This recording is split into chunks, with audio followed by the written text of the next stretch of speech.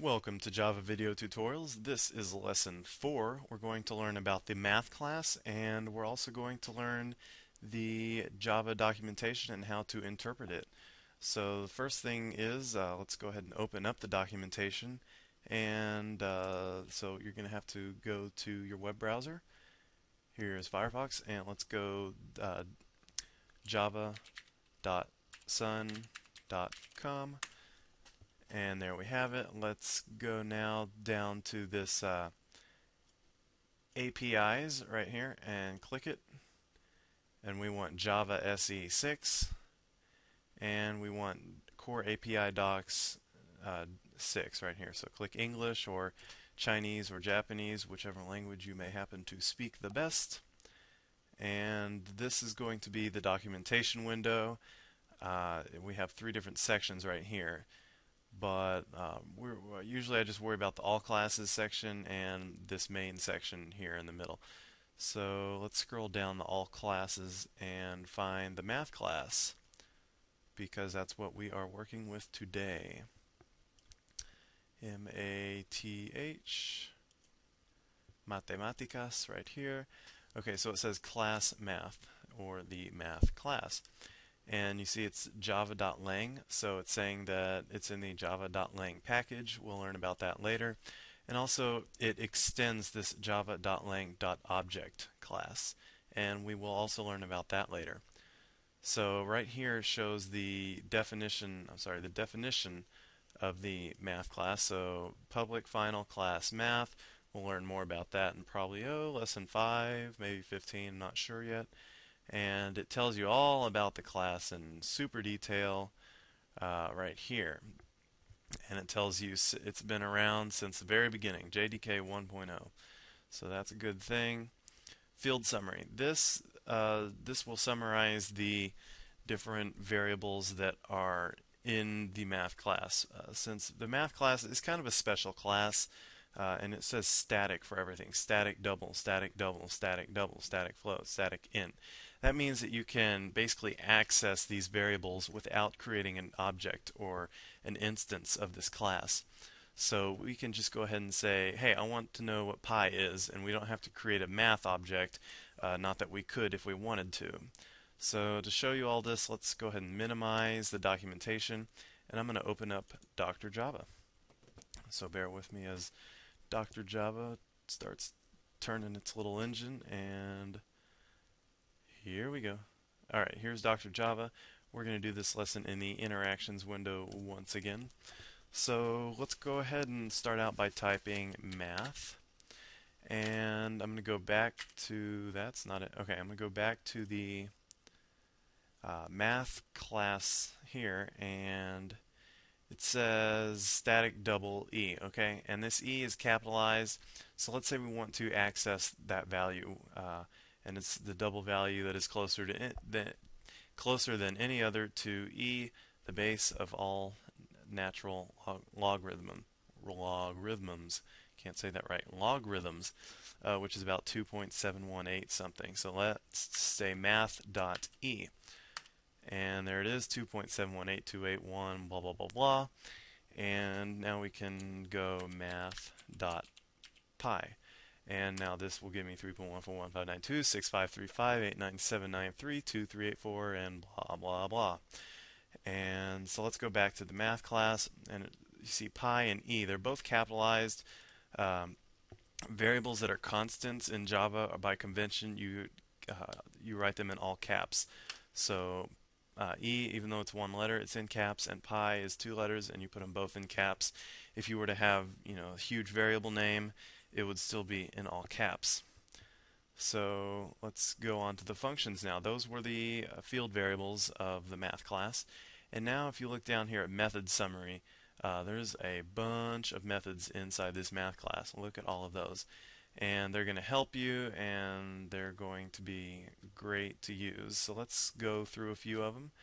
We'll start out with absolute value. Everybody knows absolute value. It just returns a positive, so we can say math.abs, and that's our function. And remember, it's not capitalized this time. because it's not a constant variable. So it's just ABS, and then it says open parentheses, double A, close parentheses. Double is a data type. Double means it's going to have a floating point value. So you can give it a floating point value, and it will return the absolute value of a floating point or double value. So let's go down to Dr. Java and say, oh, what do you want to do? How about negative 3.14? And that, you should probably guess, will return a positive 3.14. Let's go ahead and do a few more things with this. Let's say math.pi.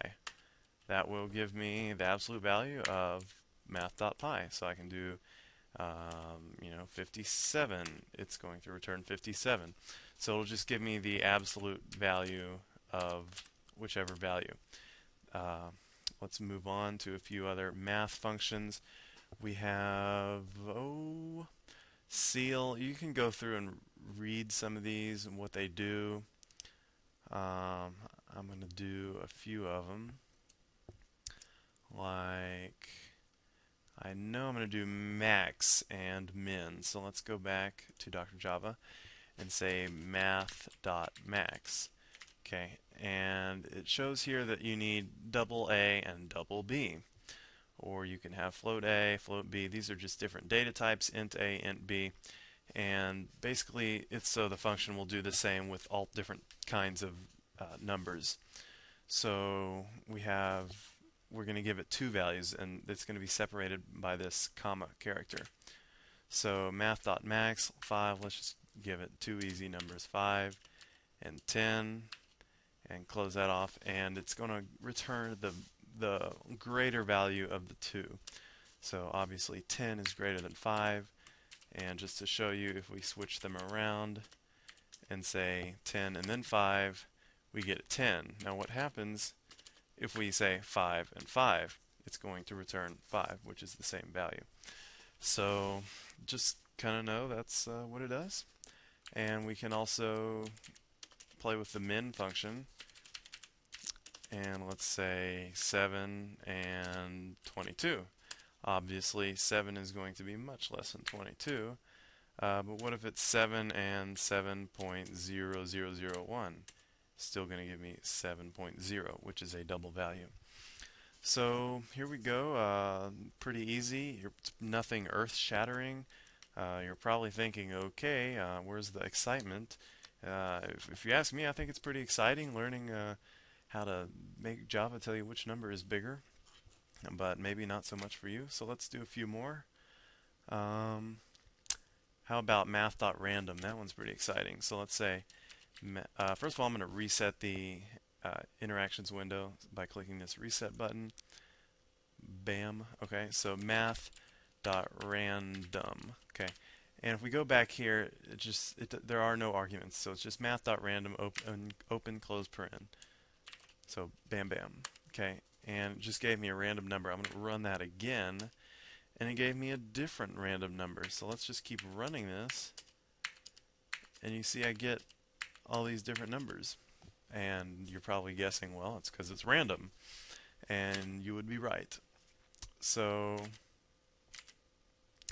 that gives us a random number. Now, what would you do if I said, give me a random number between 0 and 87? Well, you're probably like, well, math.random only gives me a number between 0 and 1, which is sort of true. It gives you a number between, it's kind of like this. It's going to be 0 is less than or equal to 1, x is less than 1. So the number that it gives you it could be equal to 0, but it is never going to be equal to 1. It'll always be less than 1, so it could be 0.9999999, but it can't be 1, but of course it can be 0. So if I said find me a number between 0 and 87, then what would you do? Well, what I would do, because I already know the answer, is say math.random, And let's multiply that floating point value by 88. And there you see it gives me a random number between 0 and 88, which is it's going to not include 88, but it could include 87. So what if we want to get just the integer value? We don't care about the decimals, we just want the integer value. So that could be the same thing, except we're going to do something called typecasting now, where we take this whole thing, you put that in parentheses, and then you go back to the beginning, and I want it to be an int.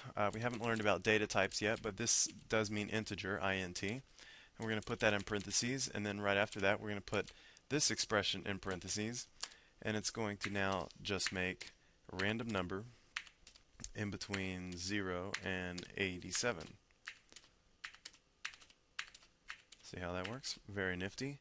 And if you know about computers, computers cannot think for themselves, so they can't truly create a random number. And I believe the way Java does it is it goes off the system clock like in milliseconds, so it might as well be random, and they do some other stuff to the number to make it as random as possible. But remember, since it is working off time, if I run several random numbers in a row, in really quick succession, they might not be also random. Just for example, let's don't watch what I'm doing, but I just say, let's see, int I equals 0, and let's run this 10 times, and say I plus plus. Don't watch this, and I'm just going to say math.random. Okay. And you can kind of see it's going in sort of a pattern here. Not a really great pattern, but we have 5, 8, and then 9, so it's getting greater, and then it's resetting. It's going back to 0, 4, 9, and then back to 3, 6, and then back to 3, and then up to 9. So the pattern's really hard to see, but you know, it could affect your answers. I can actually make this a lot closer, but that'll take too long. So that was just a simple loop that I used, and you don't have to know that for now. We'll learn that in probably lesson 7 or 8 or so. So let's go ahead and wrap this up with a few more. I did see POW here, and I want to go over POW. So let's go ahead and reset the interactions window again. Say math.pow, and basically it's going to be a base and then the power. So 5 to the power of 2 is going to give me 25. And note that it returned to me a double. The pow function always returns a double, static double pow. Okay, so let's give it a 5 to the power of 5. Okay, 3, 1, 2, 5. What if I give it -1? It's going to be 1 over 5 or 0.2. What if I give it 1/2? I can even do 1 divided by 2.0. Okay, it'll give me the square root of 5. So POW function works for, you know, any base to any power. Now if you get too large, like if I say 5 to the power of 50, you'll see 8.881 e to the 34, and if I get too large, it will just eventually say infinity. So that's just kind of an interesting thing to know. That's the POW function. Are there any more? There's round, there's, you know, all kinds of trig functions, and 2 degrees, 2 radians, pretty awesome stuff. Don't forget you have your pi and your e here. But those are all in the math class. So pretty cool thing to know. And I think we're done with this lesson. And finally, in our next lesson, we're going to learn about variables, and we're going to do some work up here in the actual writing a program window, if you want to call it that. So I'm going to go ahead and reset, and we are done for today. So I will see you next time in lesson 5 with variables. Thanks for watching.